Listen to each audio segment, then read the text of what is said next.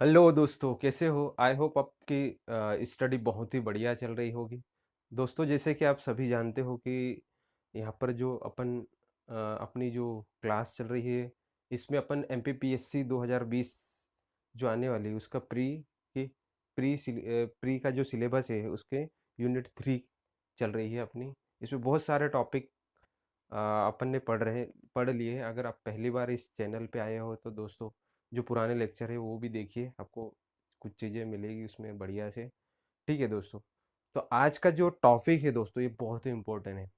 और जितना ही इम्पोर्टेंट ये प्री के लिए है, उससे भी ज़्यादा इम्पोर्टेंस ये किसके लिए है दोस्तों? मेंस के लिए। और दोस्तों, बताना चाहूँगा कि ये मतलब ऐसा टॉपिक है, यहाँ पे बहुत अच्छे नंबर आप गेन कर सकते हो दोस्तों। बहुत ही अच्छे नंबर आप प्राप्त कर सकते हो। और यहाँ से क्वेश्चन बनता ही है, 100% मेंस में भी बनता है और प्री में भी बनता है। प्री में भी आता ही है। लास्ट टाइम भी जो 2019 की जो प्री एग्ज़ाम एमपीपीएससी की हुई थी उसमें भी पूछा गया। दूसरी चीज़, बात करें अदर जो कॉम्पिटिटिव एग्ज़ाम है मध्य प्रदेश की, जिसमें एमपीजी के आता, तो वहाँ पर भी क्या दोस्तों, यहाँ से क्वेश्चन आता ही है। ठीक है दोस्तों। दूसरी चीज़ बताना चाहूँगा दोस्तों, आप कंटिन्यूटी स्टडी करते रहिए, 3 से 4 घंटे आप डेली। और नेगेटिव नहीं सोचना है दोस्तों। आपको क्या करना है, जो भी टॉपिक पढ़ा है उनको बार बार रिवाइज करना है।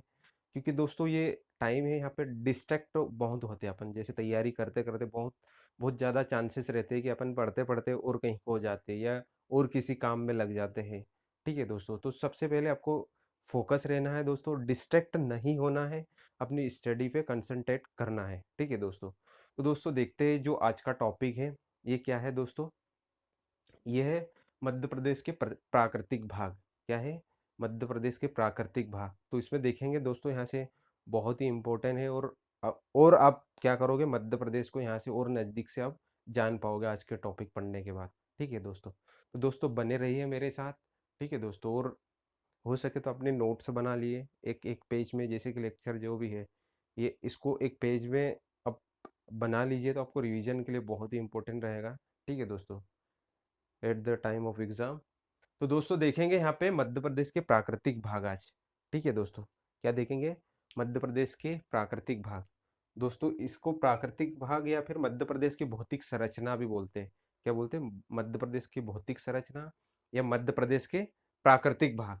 तो दोस्तों, इसमें देखेंगे सबसे पहले कि जो मध्य प्रदेश है, इसको प्राकृतिक भाग 3 बड़े-बड़े भागों में बाँटा है पहले तो। किसने? 3 बड़े-बड़े भागों में। जैसे कि क्या?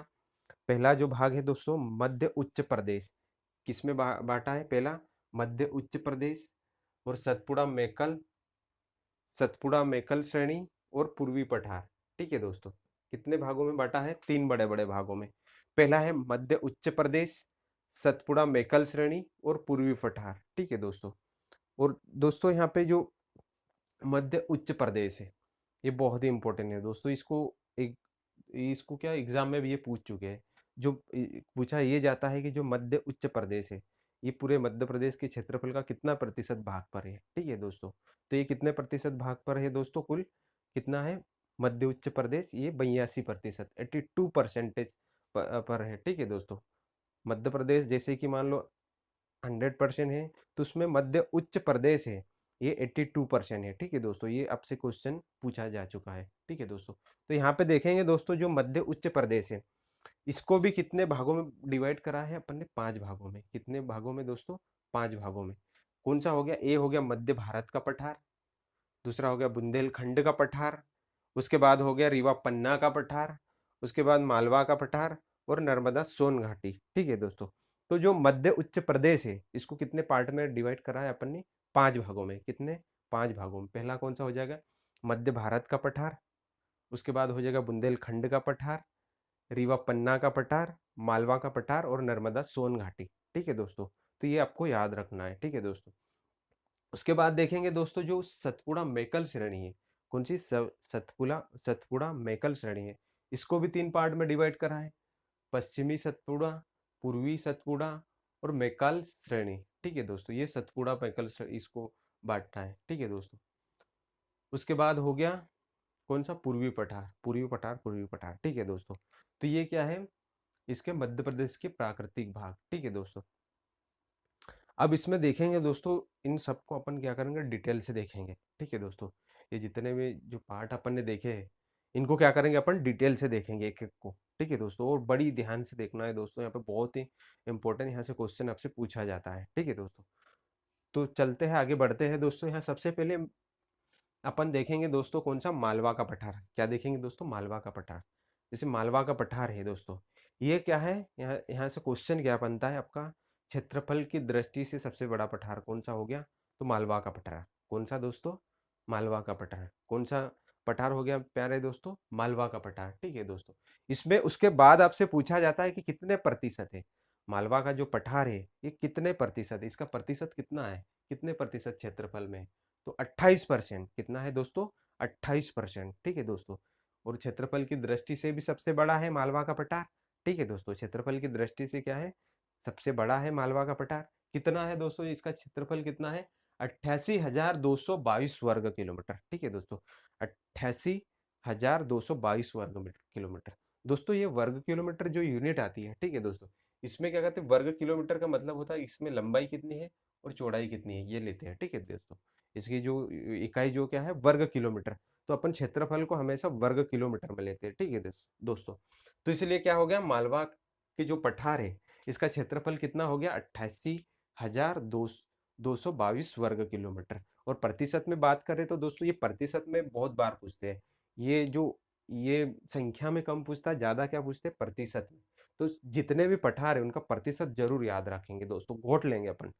ये बिल्कुल यहाँ से क्वेश्चन बनता है, मैं आपको बताते जाऊंगा कैसे कैसे क्वेश्चन बनते हैं, आप ध्यान से सुनते जाइए। ठीक है दोस्तों, तो कितना हो गया, मालवा का पठार 28%। ठीक है दोस्तों, अब मालवा के पठार से संबंधित जो इंपॉर्टेंट बातें हैं वो अपन देखेंगे। क्या देखेंगे दोस्तों, जो मालवा के पठार से संबंधित जो इंपॉर्टेंट बातें हैं वो देखेंगे दोस्तों।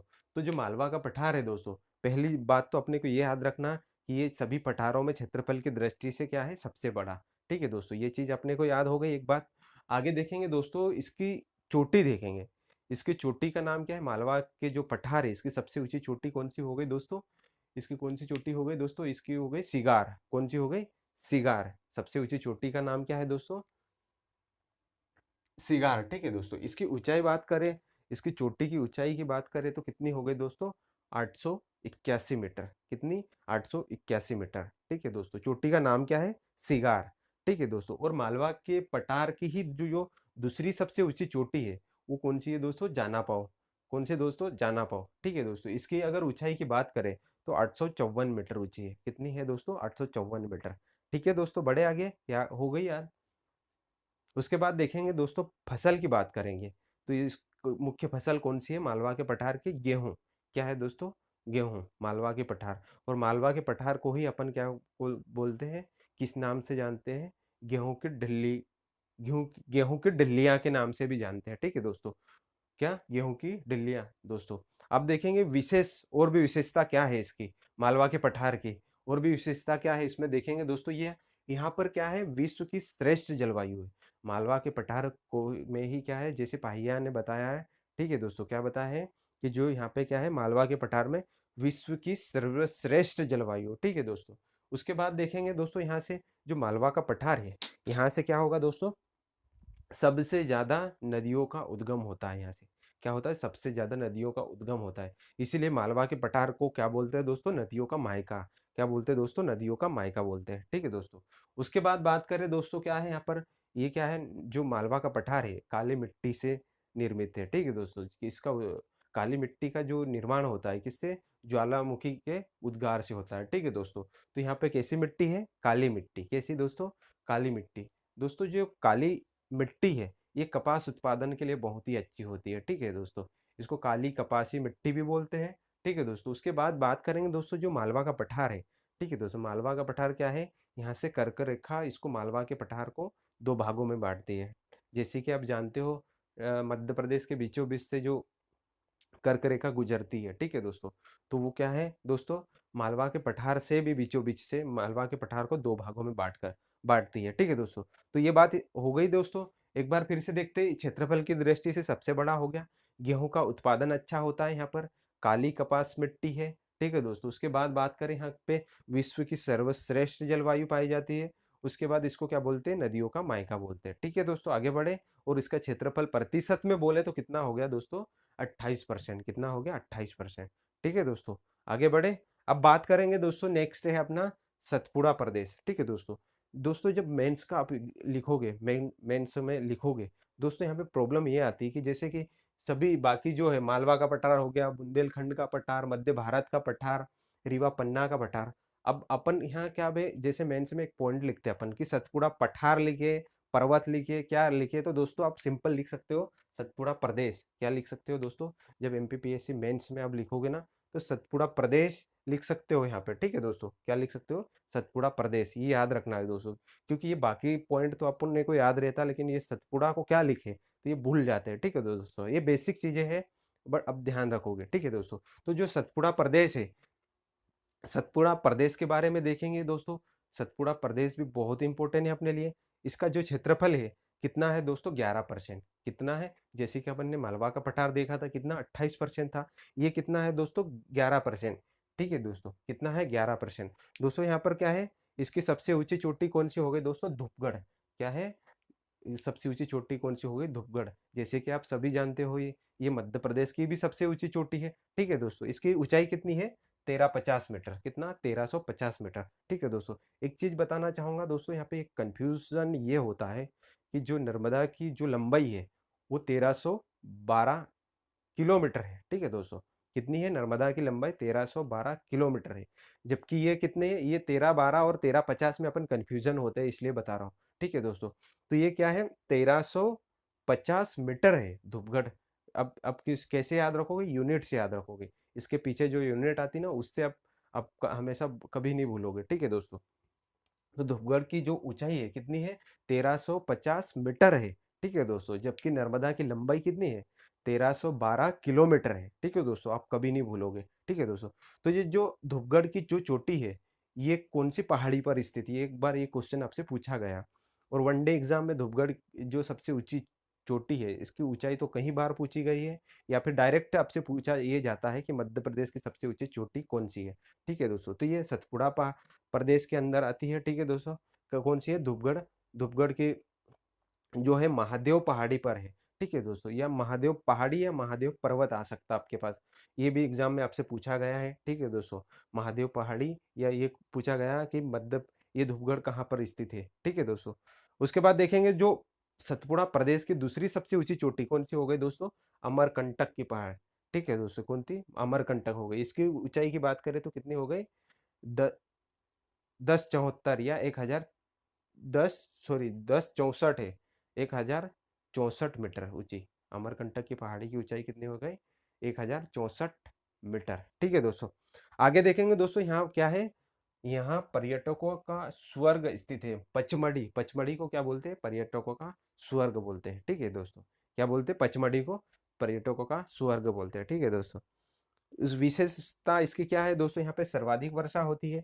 क्या होती है दोस्तों, यहाँ पर सर्वाधिक वर्षा होती है। जैसे कि आप सभी जानते हो कितनी औसत वर्षा होती है यहाँ पे, 199 सेंटीमीटर। ठीक है दोस्तों, सभी पठारों में बात की जाए सर्वाधिक वर्षा कहाँ होती, तो सतपुड़ा प्रदेश में।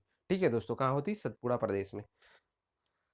औसत याद रखना 199 सेंटीमीटर। ठीक है दोस्तों, आगे देखेंगे दोस्तों, खनिज की बात करें तो यहाँ पे मैग्नीज है, तांबा है और ग्रेफाइट। क्या होता है, क्या क्या है, मैग्नीज, तांबा और ग्रेफाइट। ठीक है दोस्तों, एक और बात याद रखनी है दोस्तों, जो मध्य प्रदेश का एकमात्र दर्रा है, मध्य प्रदेश का एकमात्र दर्रा है, कौन सा दर्रा है दोस्तों, ब्रह्मपुर दर्रा, वो भी यहीं पर स्थित है। ठीक है दोस्तों, कहाँ पर स्थित है, सतपुड़ा प्रदेश में, ब्रह्मपुर दर्रा। ठीक है दोस्तों, अब दोस्तों बताता हूँ कि यहाँ पे जो क्वेश्चन पूछा है आपसे, 2019 की जो प्री एग्जाम में यहीं से क्वेश्चन पूछा था दोस्तों, सतपुड़ा प्रदेश से। ठीक है दोस्तों, तो इसमें देखते हैं दोस्तों क्या पूछा था। इसमें जो सतपुड़ा प्रदेश है दोस्तों, इसको भी 3 पार्ट में डिवाइड करते हैं अपन। जो सतपुड़ा प्रदेश है ना, इसको भी 3 पार्ट में डिवाइड करते हैं। ठीक है दोस्तों, जो पश्चिमी हो गया, पश्चिमी सतपुड़ा हो गया इसका एक भाग, दूसरा हो गया पूर्वी सतपुड़ा हो गया, और तीसरा हो गया मैकाल श्रेणी। ठीक है दोस्तों, 3 पार्ट में इसको डिवाइड करता है, सतपुड़ा प्रदेश को 3 पार्ट में डिवाइड करा है। पहला करा है दोस्तों पश्चिमी सतपुड़ा, दूसरा पूर्वी सतपुड़ा, और तीसरा हो गया मैकाल श्रेणी। ठीक है दोस्तों। तो अब बात करेंगे दोस्तों, जो अपने से क्वेश्चन आया था 2019 में, वो कहाँ से आए थे? पश्चिम सतपुड़ा से पूछा था। ठीक है दोस्तों, ये पूछा था कि जो जो पश्चिम सतपुड़ा का कौन सा पार्ट है, ठीक है दोस्तों। या फिर ये पूछा था कि राजपीपला की पहाड़ी कहाँ स्थित है। ठीक है दोस्तों, यही क्वेश्चन पूछा था आपसे। ठीक है दोस्तों, तो आपको याद रखना है, दो पश्चिम सतपुड़ा है। यहाँ पर क्या क्या क्या है, कौन कौन सी पश्चिम से, ये जो पश्चिम मध्य प्रदेश के पश्चिम से लेकर बुरहानपुर दर्रा तक का भाग होता है। ठीक है दोस्तों, कौन? पश्चिम सतपुड़ा किसको बोलते हैं? पश्चिम मतलब ये यहाँ से लेके, ठीक है दोस्तों, यहाँ से लेके अपना यहाँ तक आएगा। ठीक है दोस्तों, कहाँ तक? यहाँ से यहाँ तक। ये पश्चिम मध्य प्रदेश का जो आखिरी भाग हो गया, यहाँ से लेकर यहाँ बुरहानपुर दर्रा तक, इसको क्या बोलते हैं? पश्चिम सतपुड़ा बोलते हैं। ठीक है दोस्तों, अब पश्चिम सतपुड़ा के भाग कौन कौन हो गए दोस्तों, ये देखेंगे अपन। यहाँ पर हो गया अकरानी पहाड़ी हो गया, ये बहुत इंपॉर्टेंट है दोस्तों। अकरानी पहाड़ी हो गई, बड़वानी पहाड़ी हो गई, बीजागढ़ हो गए, आसिरगढ़ हो गया, और राजपीपला की पहाड़ियाँ, ये सभी पश्चिम सतपुड़ा की क्या है दोस्तों? भाग है। किसके? पश्चिम सतपुड़ा के भाग है। मोस्ट इंपॉर्टेंट है दोस्तों, आपको याद रखना है। क्या क्या हो गया यहाँ पे? अकरानी पहाड़ी हो गई, बड़वानी पहाड़ी हो गई, बीजागढ़ हो गया, असीरगढ़ हो गया, और राजपीपला की पहाड़ी, ये सभी आपको याद रखना है। ठीक है दोस्तों, आगे बढ़ते हैं दोस्तों, आगे देखते हैं अभी जो पूर्वी सतपुड़ा है। अब बात किसकी करेंगे? पूर्वी सतपुड़ा की। किसकी बात करेंगे दोस्तों? पूर्वी सतपुड़ा। तो पूर्वी सतपुड़ा में क्या है दोस्तों? यहाँ पे ग्वालीगर श्रेणी है। यहाँ पर क्या है? ग्वालीगर श्रेणी है, ये आपको याद रखना है दोस्तों। क्या है? पूर्वी सतपुड़ा में ग्वालीगर श्रेणी है, और यहीं पर स्थित है क्या? धूपगढ़। यहीं पर क्या है? धूपगढ़। ठीक है दोस्तों, धूपगढ़ की ऊंचाई कितनी हो गई? धूपगढ़ चोटी है। ठीक है दोस्तों, ये मध्य प्रदेश की भी सबसे ऊंची चोटी है। आपसे डायरेक्ट पूछा जा सकता है कि जो धूपगढ़ सबसे ऊंची चोटी है, जो सतपुड़ा प्रदेश के कौन से क्षेत्र में या कौन से भाग में स्थित है? तो पूर्वी सतपुड़ा में। कहाँ पर है दोस्तों? पूर्वी सतपुड़ा में। ठीक है दोस्तों, आगे बढ़ते हैं दोस्तों। आगे देखेंगे मैकाल श्रेणी। जो जो सतपुड़ा प्रदेश है, उसका सबसे पूर्वी भाग हो गया कौन सा? मैकाल श्रेणी। ठीक है दोस्तों, कौन सा हो गया? मैकाल श्रेणी। इसमें देखेंगे दोस्तों, ये क्या है? मध्य प्रदेश का पूर्वी भाग है। मध्य प्रदेश का क्या है? ये पूर्वी भाग है। कौन? मैकाल श्रेणी, ये मध्य प्रदेश का पूर्वी भाग है दोस्तों। इसका जो विस्तार है, वो इसका या फिर इसका आकार है, वो कैसा है? अर्धचंद्राकार है। कैसे दोस्तों? अर्धचंद्राकार। जैसे कि आप यहाँ पे, यहाँ से ऐसा कर सकते हो। ठीक है दोस्तों, यहाँ से ऐसा बना सकते हो, तो एक चांद बन रहा है। यहाँ से क्या बन रहा है? एक चांद। तो इसीलिए इसको क्या बोला है? अर्धचंद्राकार। इसका आकार कैसा है? अर्धचंद्राकार। ठीक है दोस्तों, यहाँ पे बात करें नदियों का, तो यहाँ पे बहुत ही मोस्ट इंपोर्टेंट मध्य प्रदेश की जो खास नदियाँ, वो उनका उद्गम होता है। एक तो नर्मदा का होता है, सोन का होता है, और जोहिला। नर्मदा, सोन और जोहिला। जैसे कि मैंने बताया अभी था, एक छोटी सी ट्रिक से मैं क्या कैसे याद करा कि सजन अमरकंटक से आई। ठीक है दोस्तों, सजन से क्या हो जाएगा? जैसे सजन से क्या हो जाएगा? सजन से क्या हो जाएगा? सोन, जोहिला और नर्मदा, तीन नदियों का उद्गम होता है यहाँ से। किसका? सजन से सोन, जोहिला और नर्मदा। ठीक है दोस्तों, तो आपको याद रह जाएगी दोस्तों। कहाँ से? अमरकंटक से आई, मतलब अमरकंटक से इनका क्या होता है? अमरकंटक से क्या होता है? इनका उद्गम स्थान है। ठीक है दोस्तों, तो याद रह जाएगा दोस्तों। पूर्वी जो मोस्ट इंपोर्टेंट है दोस्तों, पश्चिमी सतपुड़ा, पूर्वी सतपुड़ा और मैकल श्रेणी, सभी हो गया दोस्तों। आपको समझ में आ गया दोस्तों। आगे बढ़ते हैं फिर। उसके बाद देखते हैं दोस्तों अपन क्या? बघेलखंड का पठार। क्या देखते हैं? बघेलखंड का पठार। ठीक है दोस्तों, बघेलखंड का पठार की बात करें तो ये भी बहुत इंपॉर्टेंट है दोस्तों। सबसे पहली बात तो यह है कि ये क्षेत्रफल की दृष्टि से क्या? सबसे छोटा पठार है। क्या है? क्षेत्रफल की दृष्टि से क्या है दोस्तों? सबसे छोटा पठार है। दूसरी चीज, इसमें बहुत बहुत बार आपसे पूछा जाता है कि सबसे पूर्वी पठार कौन सा है? मध्य प्रदेश का सबसे पूर्वी पठार कौन सा है? तो कौन सा हो जाएगा दोस्तों? बघेलखंड का। कौन सा हो जाएगा दोस्तों? बघेलखंड का पठार क्या है? सबसे पूर्वी पठार। या फिर आपसे पूछा जाएगा पूर्वी पठार कौन सा है, या सबसे पूर्वी पठार कौन सा है? ठीक है दोस्तों, इसका ये क्या है? क्षेत्रफल की दृष्टि से सबसे छोटा हो गया, और इसका विस्तार क्या है दोस्तों? मध्य प्रदेश और छत्तीसगढ़ दोनों जगह है। ठीक है दोस्तों, एक बार फिर बताना चाहूंगा, यहाँ पे क्वेश्चन क्या पूछेंगे? मध्य प्रदेश का सर्वी सबसे पूर्वी पठार कौन सा है? तो बघेलखंड। ठीक है दोस्तों, ये बघेलखंड। सब क्षेत्रफल की दृष्टि से सबसे छोटा पठार कौन सा है? तो बघेलखंड या पूर्वी पठार। ठीक है दोस्तों, दोनों नाम आपको दे सकते हैं, तो इस प्रकार आपको ये चीज याद रह जाएगी। आगे देखते हैं दोस्तों, ये हो गया अपना कौन सा? बघेलखंड का पठार हो गया। आगे देखेंगे दोस्तों अपन आगे जो देखेंगे रीवा पन्ना का पठार कौन सा होगा दोस्तों। जो नेक्स्ट देखते हैं रीवा पन्ना का पठार, मोस्ट इंपोर्टेंट दोस्तों। यहाँ से 2018 में क्वेश्चन बना है, ठीक है दोस्तों। मैं फिर बताना चाहूंगा मोस्ट इंपोर्टेंट टॉपिक है ये दोस्तों, pre as well as mains है, ठीक है दोस्तों। आपसे यहाँ से क्वेश्चन बनता ही है। अगर आप इसको आज अच्छे से पढ़ोगे तो आपको 100% एक नंबर पक्का हो जाएगा अभी प्री 2020 के लिए, ठीक है दोस्तों। तो अब ध्यान से पढ़िए दोस्तों। देखेंगे दोस्तों रीवा पन्ना का पठार कौन सा दोस्तों, रीवा पन्ना का पठार। इसको इसका एक नाम और आता है दोस्तों, विंध्यन कगारी पठार बोलते हैं। क्या बोलते हैं, रीवा पन्ना के पठार को क्या बोलते हैं, विंध्यन कगारी पठार के नाम से भी जाना जाता है, ठीक है दोस्तों। जैसे कि जो बघेलखंड का पठार है उसको किस नाम से जाना जाता है, बघेलखंड का पठार किस नाम से जाना जाता है दोस्तों, अभी बताया था मैंने। क्या बोलते हैं, पूर्वी पठार। क्या बोलते हैं, पूर्वी पठार। बघेलखंड को पठार को क्या बोलते हैं, पूर्वी पठार। और ये क्या है, क्षेत्रफल की दृष्टि से सबसे छोटा पठार है। क्षेत्रफल की दृष्टि, बघेलखंड का पठार क्षेत्रफल की दृष्टि से सबसे छोटा पठार है। और दोस्तों इसका क्षेत्रफल भी याद रखना है। क्षेत्रफल कितना है, 19,611 वर्ग किलोमीटर। कितना, 19,611 वर्ग किलोमीटर। और प्रतिशत में पूछा जाए तो मात्र 7% है। कितना दोस्तों, मात्र 7%, ठीक है दोस्तों। अच्छा, वापस आते हैं अपन रीवा पन्ना के पठार पर। इसको क्या बोलते हैं, एक नाम और क्या है, विंध्यन कगारी पठार, ठीक है दोस्तों, विंध्यन कगारी पठार। देखेंगे दोस्तों इसका क्षेत्रफल देखेंगे, क्षेत्रफल क्या है, 10.36%। मोस्ट इंपोर्टेंट है दोस्तों, बहुत कंफ्यूजन करता है।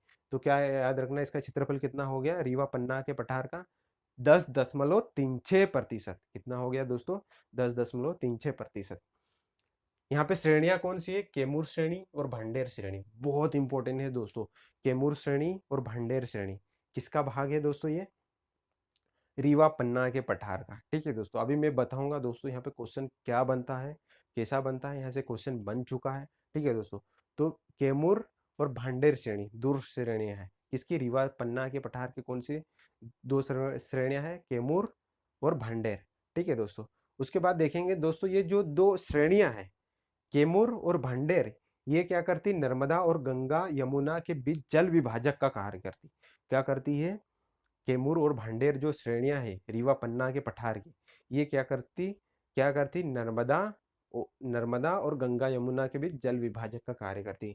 क्या जल विभाजक का मतलब क्या हुआ यहाँ पर, जल विभाजक का मतलब क्या हुआ दोस्तों, जैसे कि ये वाला जो पार्ट है ये क्या है, नर्मदा का है, ठीक है दोस्तों। और इधर वाला जैसे कि ये रीवा पन्ना का पठार है, ठीक है दोस्तों।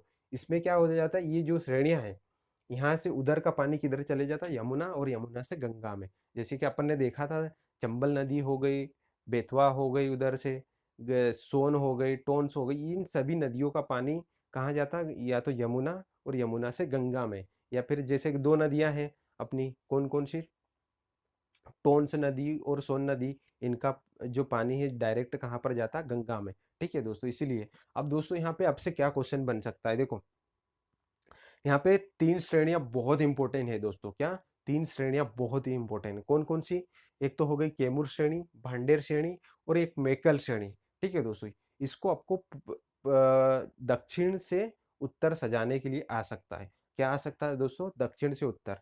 तो दोस्तों सबसे पहले देखते हैं क्या, केमूर श्रेणी और भांडेर श्रेणी जो कहाँ है, रीवा पन्ना के पठार। तो दोस्तों जो ये बात करेंगे, जो कैमूर श्रेणी हो गई, कौन सी कैमूर श्रेणी, ये किधर की तरफ है, उत्तर की तरफ है।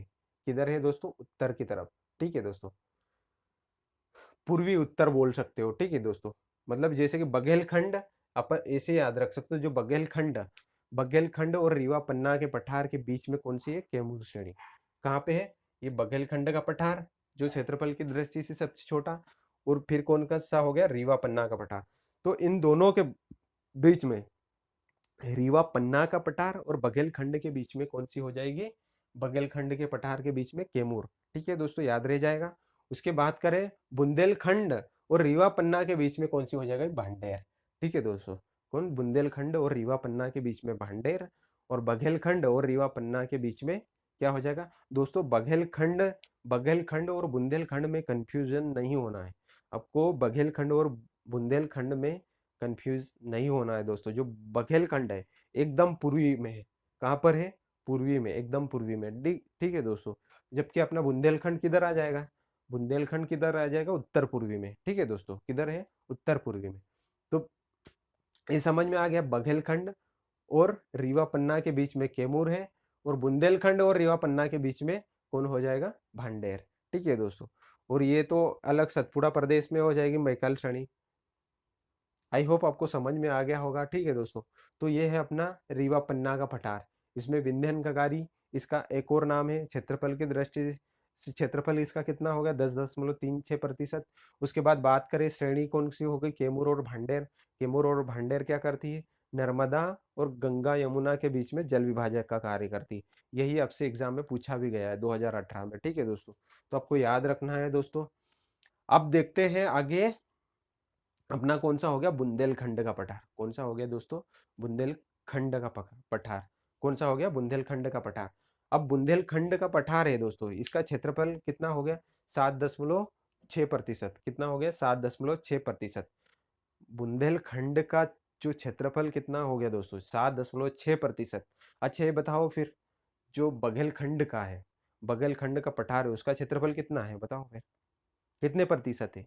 प्रतिशत सभी के याद रखना है दोस्तों, प्रतिशत ही आता है एग्जाम में ज्यादातर। तो कितना हो गया दोस्तों, 7%। बघेलखंड का कितना हो गया, 7%। और बुंदेलखंड का कितना हो गया प्यारे दोस्तों, बुंदेलखंड का कितना हो गया, 7.6%। याद रहेगा दोस्तों। आगे बढ़े, तो जो बुंदेलखंड का क्षेत्रफल हो गया 7.6%, इसकी चोटी पूछी जाती है दोस्तों। इसकी चोटी कितनी है, सिद्ध बाबा की चोटी। चोटी का नाम क्या है, सबसे पहले तो सिद्ध बाबा की चोटी। सिद्ध बाबा की चोटी, ठीक है दोस्तों। तो जिसकी ऊंचाई कितनी है सिद्ध बाबा की चोटी की, 1172 मीटर। कितनी है दोस्तों, 1172 मीटर। अच्छा दोस्तों, आपको इसकी ऊंचाई से समझ में आ गया होगा कि ये मध्य प्रदेश की दूसरी सबसे ऊंची चोटी है। कितनी है दोस्तों, मध्य प्रदेश की दूसरी सबसे ऊंची चोटी। हो सकता है आपसे कभी पूछ ले, सबसे ऊंची चोटी तो कौन सी हो गई अपनी, धूपगढ़। कितनी है, 1350 मीटर। कितनी, 1350 मीटर।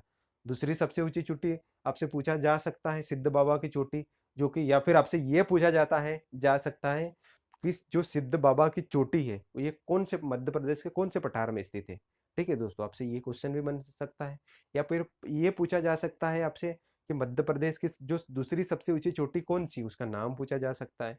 या मध्य प्रदेश की दूसरी सबसे ऊंची चोटी की ऊंचाई कितनी है, ये पूछा जा सकता है। दोस्तों आपको हर तरीके से, जैसे आप क्वेश्चन पढ़ते हो या जब नोट्स पढ़ते हो दोस्तों, आपको एनालिसिस करके ही करना चाहिए।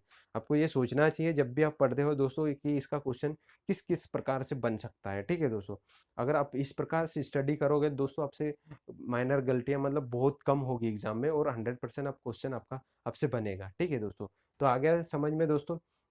बुंदेलखंड की बात करें तो दोस्तों, यहाँ पे क्या है, ये तेंदुपत्ता। क्या है दोस्तों, तेंदुपत्ता यहाँ पे विशेष रूप से पाया जाता है। जैसे विशेष यहाँ पे क्या है, जो छतरपुर जिला है, कहाँ है दोस्तों, छतरपुर में विशेष रूप से पाया जाता है। जैसे मैंने तेंदुपत्ता जब अपन ने वन पढ़ा तो बताया भी था कितना इंपॉर्टेंट है तेंदुपत्ता। इसी को क्या बोलते हैं अपन, क्या बोलते हैं, टेमरू जैसे बोलते हैं अपनी ग्रामीण भाषा में। ठीक है दोस्तों, वो कितना महत्वपूर्ण है दोस्तों ये। अगर आपको और भी वनों से संबंधित जानकारी चाहिए दोस्तों, आप वो लेक्चर जरूर देखिए। ठीक है दोस्तों, तो दोस्तों ये हो गया अपना बुंदेलखंड का पठार। बुंदेलखंड का पठार का एक बार फिर से क्षेत्रफल देखते हैं, 7.6%। इसकी सबसे ऊंची चोटी हो गई सिद्ध बाबा की चोटी हो गई 1172 मीटर ऊंची, और तेंदुपत्ता हो गया यहाँ पे विशेषकर। ठीक है दोस्तों, उसके बाद देखेंगे दोस्तों, इसके बाद देखेंगे मध्य भारत का पठार। कौन सा देखेंगे दोस्तों, मध्य भारत का पठार।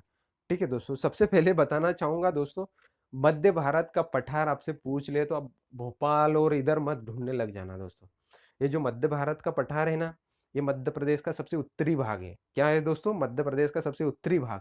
अभी मध्य प्रदेश के बीचों बीच मत ढूंढने लग जाना दोस्तों, क्योंकि ये कंफ्यूजन आपसे हो सकता है, क्योंकि मध्य वहां पे आ रहा तो आप मध्य प्रदेश के बीच में ढूंढने लगोगे। बिल्कुल नहीं दोस्तों, ये जो मध्य प्रदेश के जो उत्तरी जिले हैं, जैसे क्या हो गया, भिंड, मुरैना, ग्वालियर, ये सब किसके भाग है दोस्तों, श्योपुर हो गया, शिवपुरी हो गया, ये किसके हैं, मध्य भारत के पठार के। ठीक है दोस्तों, किसका भाग है, मध्य भारत के पठार के भाग है। ठीक है दोस्तों, याद रहेगा दोस्तों, अब बिल्कुल ध्यान रखना। तो देखते हैं दोस्तों, अब जो मोस्ट इंपोर्टेंट जो फैक्ट है इसके मध्य भारत के पठार के, सबसे पहले तो अपन क्या देखेंगे दोस्तों, इसका क्षेत्रफल कितना है प्रतिशत में। जैसे कि मैंने बताया, यहाँ से क्वेश्चन कोई सी भी एग्जाम हो उसमें प्रतिशत में पूछता है इसका क्षेत्रफल क्या है।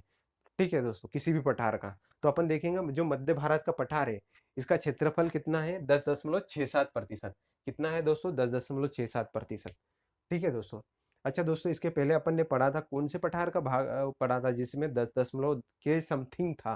तो वो क्या करता है दोस्तों, क्या है, रीवा पन्ना का पठार। क्या है दोस्तों, रीवा पन्ना का पठार। ये कंफ्यूज करता है आपको, रीवा पन्ना के पठार और मध्य भारत के पठार में, दोनों में मतलब थोड़ा कंपैरिजन करके ही आपको इनका क्षेत्रफल याद करना है। जैसे रीवा पन्ना के पठार की बात करें तो कितना है, 10.37%।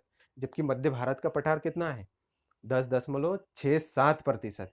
तो ये दोनों आपको ध्यान रखना है दोस्तों, क्योंकि आपको पॉइंट में ही देगा, तो इसलिए याद रखना है। उसके बाद बात करेंगे दोस्तों, क्या करेंगे यहाँ पे, इस पठार की, जो मध्य भारत पठार है, इसकी मुख्य विशेषता क्या है दोस्तों, यहाँ पे सबसे कम वर्षा होती है। कितनी होती है, 55 सेंटीमीटर।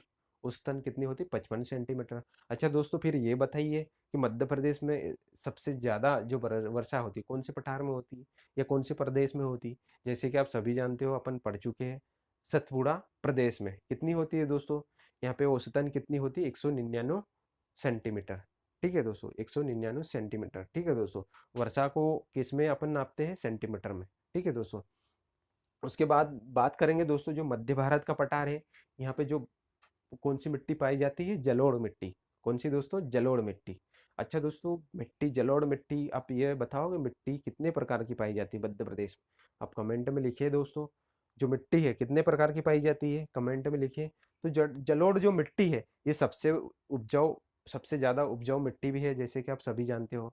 ठीक है दोस्तों। इसका पीएच कितना होता है दोस्तों, जो जलोढ़ मिट्टी का पीएच कितना होता है, आप कमेंट में लिखिए। ठीक है दोस्तों, दो चीजें लिखना है। एक तो क्या लिखना है, मध्य प्रदेश में मिट्टियों का प्रकार कितना हो, कितने प्रकार की होती है। उसके बाद आपको ये लिखना है कि जो जलोढ़ मिट्टी है, इसका पीएच कितना होता है। ठीक है दोस्तों। दोस्तों एक आगे देखेंगे दोस्तों, यहाँ पर कौन सी जनजाति निवास करती है, सहरिया जनजाति। कौन सी दोस्तों, सहरिया जनजाति। ठीक है दोस्तों। उसके बाद क्या है दोस्तों, मोस्ट इंपोर्टेंट थिंग यहाँ पे, उत्काद भूमि या बिहड़ का निर्माण होता है। किसका, उत्काद भूमि या फिर बिहाड़ का निर्माण होती है, कहाँ पर, मध्य प्रदेश, मध्य भारत के पठार में दोस्तों। जैसे कि आप सभी जानते हो, यहाँ पर, यहाँ की मुख्य नदी कौन सी हो गई दोस्तों, चंबल नदी। ठीक है दोस्तों। और चंबल नदी पर ही जो ये बिहड़ बिहड़ या भूमि, उत्खात भूमि का निर्माण हो रहा है दोस्तों। जैसे कि आप जानते हो, 1 लाख वर्ग किलोमीटर से भी ज्यादा जो भूमि यहाँ पर क्या हो गई, नष्ट हो गई है। ठीक है दोस्तों। मतलब क्या हो गया, इतनी 1 लाख वर्ग किलोमीटर से ज्यादा जो भूमि का कटाव हो चुका है। ठीक है दोस्तों। ये क्या है, भारत का सबसे बड़ा बिहड़ क्षेत्र है, में परिवर्तित हो गया है। किसमें, भारत का सबसे बड़ा बिहड़ क्षेत्र में परिवर्तित हो गया है दोस्तों। ऐसा कैसा, एक जो अपनी ताप्ती नदी है, कौन सी दोस्तों, ताप्ती नदी के वहां पे भी बन रहा है। ठीक है दोस्तों। तो ये चीज आपको ध्यान रखनी है, कभी आपसे पूछ लिया जाए। ठीक है दोस्तों। तो ये अपन ने मध्य भारत के पठार का के बारे में देखा, क्या हो, इसका क्षेत्रफल हो गया 10.67%। उसके बाद देखा अपन ने कि सबसे कम वर्षा होती है यहाँ पर, 55 सेंटीमीटर। उसके बाद यहाँ पे सहरिया जनजाति निवास करती है। और यहाँ पे क्या, उत्काद भूमि या बिहड़ों का निर्माण हुआ है। ठीक है दोस्तों, तो ये आपको याद रखना है। ठीक है दोस्तों। ये अपन ने देखा दोस्तों, जो मध्य प्रदेश के प्राकृतिक भाग है। ठीक है दोस्तों, मोस्ट इम्पोर्टेंट है। ये आपको सभी 1 से 2 बार देखना है ये। और जो जो भी चीजें, जहां जहां भी मैं बताता हूँ कि ये क्वेश्चन इंपॉर्टेंट है, तो वहाँ पे विशेष तरह से आपको क्या करना, फोकस करना है। ठीक है दोस्तों। और वो चीजें जरूर आपको याद रखनी है। ठीक है दोस्तों। अच्छा दोस्तों, कुछ चीजें बताना चाहता हूँ, जैसे कि आप जो मध्य भारत का पठार है, यह मध्य भारत के नृत्य है। ठीक है दोस्तों, मध्य भारत के नृत्य कौन कौन से हैं दोस्तों, जो मध्य भारत के नृत्य कौन कौन से हैं दोस्तों, मध्य भारत के नृत्य कौन कौन से हो गए दोस्तों, जैसे कि रागिनी हो गया। ठीक है दोस्तों, रागिनी हो गया, लहंगी हो गया, दुलदुल घोड़ी हो गया, तलवार हो गया। ठीक है दोस्तों। तो ये आपको क्या करना है, याद रखना। मैं आगे लाऊंगा दोस्तों, जो मध्य प्रदेश के जो नृत्य हैं उनके बारे में बताऊंगा, जो जनजाति हो गई इनके बारे में बताऊंगा। ठीक है दोस्तों। तो दोस्तों, आप कीप स्टडी और कीप हार्ड वर्क है दोस्तों। ये आपके लिए बहुत ही गोल्डन चांस है और गोल्डन समय चल रहा है दोस्तों। आप अपना टाइम वेस्ट नहीं करें, ज़्यादा से ज़्यादा समय आप रिवीजन और स्टडी पर करें। ठीक है दोस्तों। जिन स्टूडेंट का सिलेबस नहीं हुआ है, वो स्टूडेंट जल्दी से सिलेबस ख़त्म करें और बार बार रिवाइज करें। ठीक है दोस्तों। बताना चाहूँगा दोस्तों, जो एमपीजीएस के लिए आप कौन सी बुक इस प्रेफर कर सकते हो दोस्तों, या तो पुणेकर की ले सकते हो, महावीर की ले सकते हो। ठीक है दोस्तों, पुणेकर या महावीर की प्रेफर कर सकते हो। ठीक है दोस्तों, या फिर महेश कुमार वर्णमाल की एक जो मोटी बुक आपने पढ़ ली हो, तो उसकी एक दोस्तों ये आती है, ये वाली बुक आती है दोस्तों, कौन सी, ये वाली मानचित्रा वाली, इसको ले लिए दोस्तों, ये रिवीजन के लिए बहुत ही बेस्ट है। ठीक है दोस्तों, तो मिलते हैं दोस्तों अपन नेक्स्ट लेक्चर में, तब तक के लिए धन्यवाद।